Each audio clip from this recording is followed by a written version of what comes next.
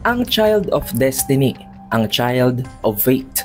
Nakita natin sa nagdaan ng mga chapters ang tatlong importanteng stages ng buhay nitong si Shanks.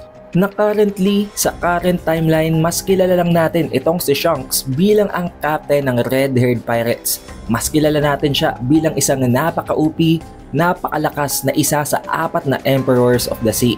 However, dahil nga sa nagdaan na flashback, nakita natin kung paano siya nanggaling sa God Valley Island, kung paano siya nahubog at nabuo sa poder nitong sila Roger at ng iba pang mga members ng Roger Pirates, at kung paano natin dito marirealize kung ano ang ibig sabihin ng binanggit ni Gyaban nang mag-usap sila ni Shanks sa Elbaf na itong si Shanks daw ang Child of Fate, ang Child of Destiny.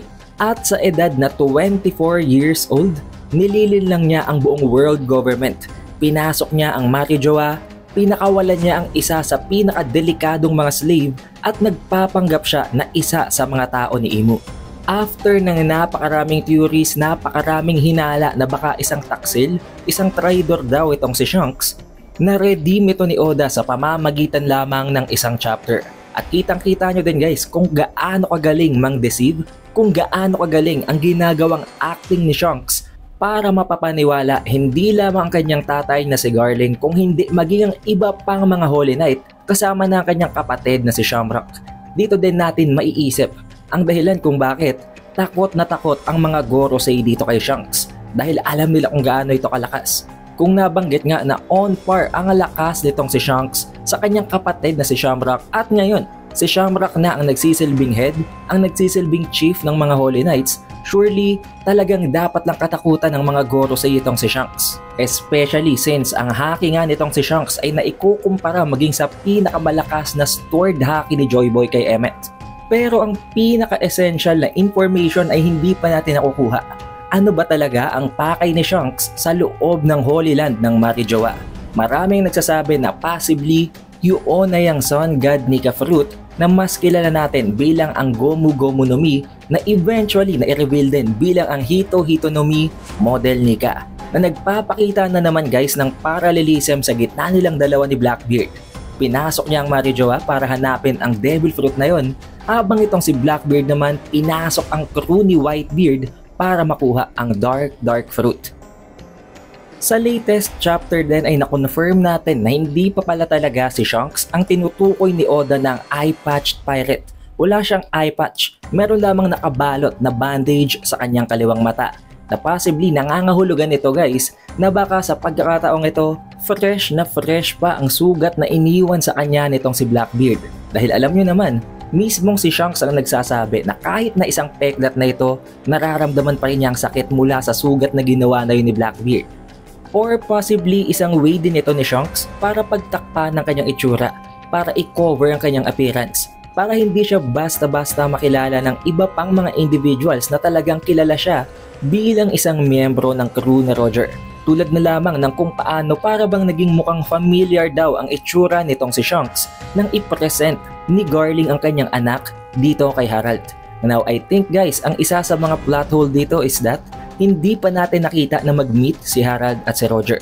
Never pa yung ipinakita. Or baka naman hindi talaga ang buong crew ni Roger ang na-meet ni Harald, kung hindi itong si Shanks lang mismo. But I'm sure masasagot yan lahat kapag naipakita na ang scene na yon na kung saan magkakaroon ng interaction sa gitna ni Shanks at nitong si Harald. Dahil nakita naman natin na kailangan pang mag-take ng countermeasures nitong si Shanks para lamang pigilan si Harald na kilalanin talaga siya. Pinagsalitaan niya pa ito ng masama para lamang hindi na ito magpilit na magkakilala talaga silang dalawa. One of the biggest mystery din, even up to that latest chapter na nai-reveal na nakasali na nga sa crew nila Roger si Buggy, hindi pa rin ipinapakita kung anong nangyari kay Buggy, saan siya nanggaling, anong specific na lineage niya at kung saan talaga siya nanggaling na pamilya. Na dahil nga pinanghuhuli pa ito ni Oda, most likely magiging napaka-importante talaga ng karakter ni Buggy. Now meron na tayong napakaraming theories dyan, tulad na lamang ng possibility na anak talaga siya nitong si Sebek. Na tulad ng dati, hindi na natin i-insert sa video na ito. Kung gusto nyong mapanood ng ibang mga theories na yon, iscan nyo lang ating playlist ng One Piece reviews. Ang isa din sa pinaka-importanteng revelation na nakita natin sa latest chapter ay ang pagpapakita ng mga Abyss Seal or ng mga Abyss Mark Tattoo na nakita na natin before at nasagot din ang ating katanungan kung bakit may ganung tattoo si Shanks nang mag-usap sila ni Gyaban sa Elbaf. At dahil nga doon, alam na natin guys na may 3 level ang pagiging isang alagad ni Imu. Ang una at ang pinakamababang rank, ang Shallow Sea Seal na ibinibigay sa mga God's Steel o sa mga God's Blade tulad na lamang nitong si Shanks at nitong si Harald.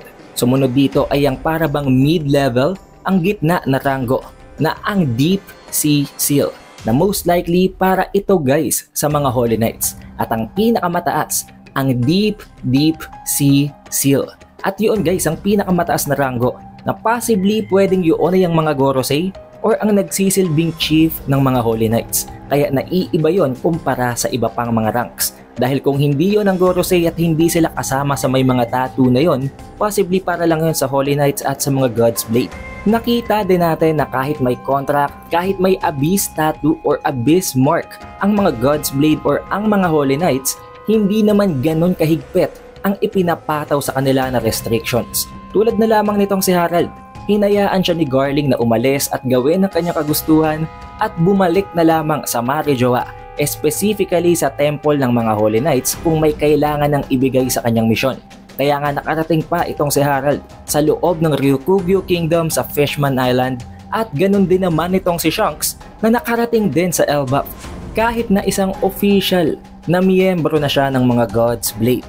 Na doon nga guys, nakita din natin hindi din ganon katindi ang restrictions sa pwede nilang banggitin ng mga information not as long as hindi nila i-reveal ang tungkol sa magiging God's Blade nila. Dahil nakita nyo naman sa usap ni Gyaban at nitong si Shanks, nakikipagkwentuhan siya ng napaka-casual. Sinabi lamang niya na hindi niya pwedeng ikwento ang details ng pagpunta niya sa Marijoa. Isa din sa pinaka-controversial na topic ngayon sa Twitter, napansin ng napakaraming One Piece fans na merong nangyaring napakalaking transition sa outfit ni Shanks at ni Shamrock.